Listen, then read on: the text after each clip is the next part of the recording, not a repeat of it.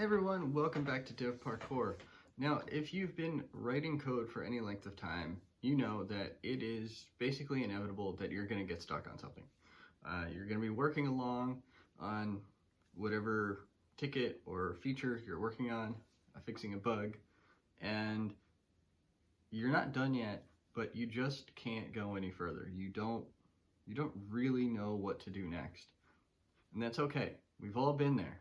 Doesn't matter if you're junior, senior, have been doing this your entire career, doesn't matter. It's gonna happen. You're gonna get stuck. And one of the common misconceptions is that you can solve getting stuck just by sitting at the computer and staring at the code for however long it takes.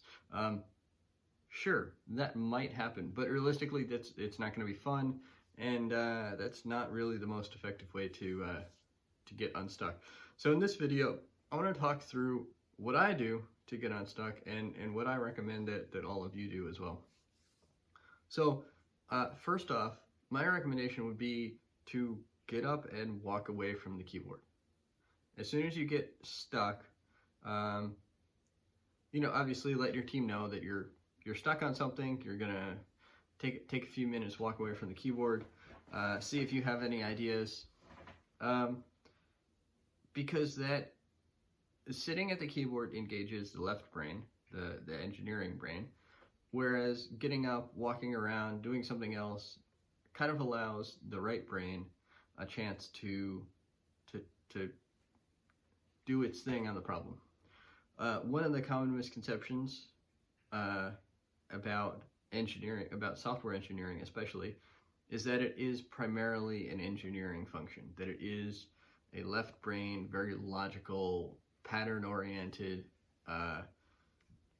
process-oriented action. And that's only partially true. There is a significant aspect of software engineering that is creative. What we do as software engineers is we find creative engineering problems creative solutions to engineering problems. So we might be able to state a problem very concretely. In some cases, it's not really that concrete, and that engages the abstract, the creative part of our brains even more.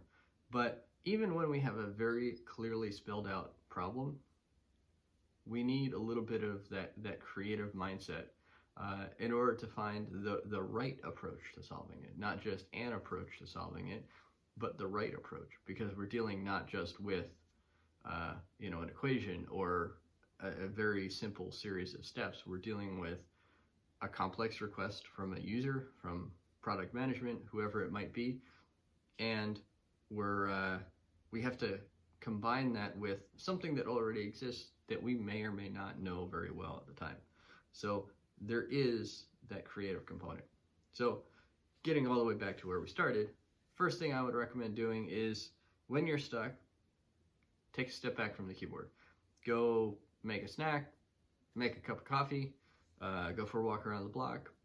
Just take a break. Let your mind rest. Let your mind kind of settle into what it's been thinking about, and let your brain take a different perspective to the problem that you've been working on for a while.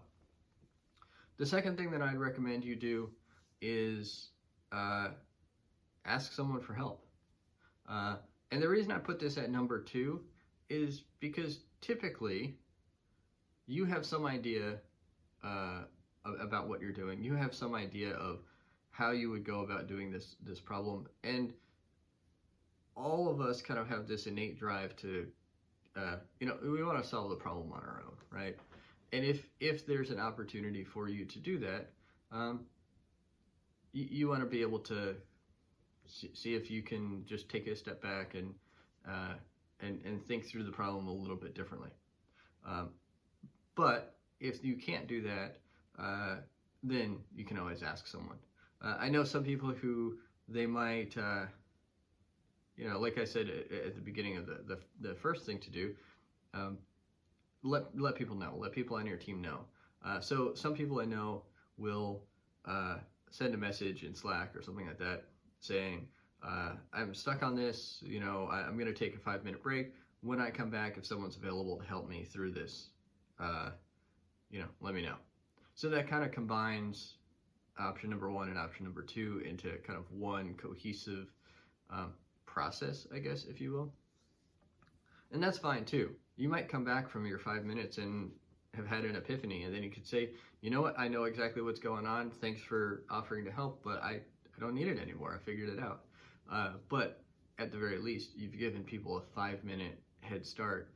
You've given people 5 minutes to see the message, 5 minutes to kind of wind up what they're doing, and let you know that they're available to help you. Whereas if you did it in the reverse order, you would have your break, you'd go for a walk, you'd make coffee, whatever. Then you'd come back, you'd say, I'm still stuck. Is anyone here to help me? And then you would have 5 minutes of waiting for people to respond to you.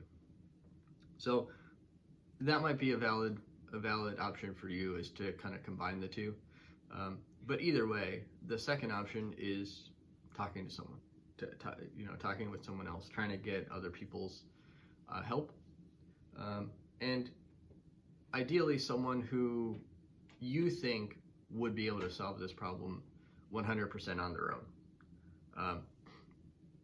Now there's a very important thing here that I want to mention, and that's, we don't always just send tickets, work, to the people who we know can solve them the first time, every time. Because, really for two reasons. One, that person would get overworked, that person would get very siloed, and that person would have all the knowledge of the software, and then it would kind of perpetuate the issue. Every time a hard problem came along, it would be given to them, and they would just keep getting the hard problems all the time and eventually burn out. And the second reason is because we really do want everybody to have the knowledge of the software. We want everybody to have the opportunity to solve these hard problems. We want everybody to have the opportunity to know more about the software that they're working on, and it's kind of the other side of it. So not just have one person have all the knowledge, but be able to distribute all the knowledge to all the people. And I guess realistically that's it.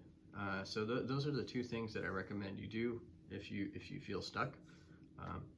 So hope you liked this video. If you did, hit that thumbs up button, subscribe, hit that notification bell, leave a comment down below if you have another strategy. I know some people talk about things like rubber duck debugging. To me, that's kind of somewhere between option 1 and option 2. It's just reframing how your brain's looking at things. So if you have another idea, go ahead and leave that in the comments below. Thanks for watching, and I'll see you tomorrow.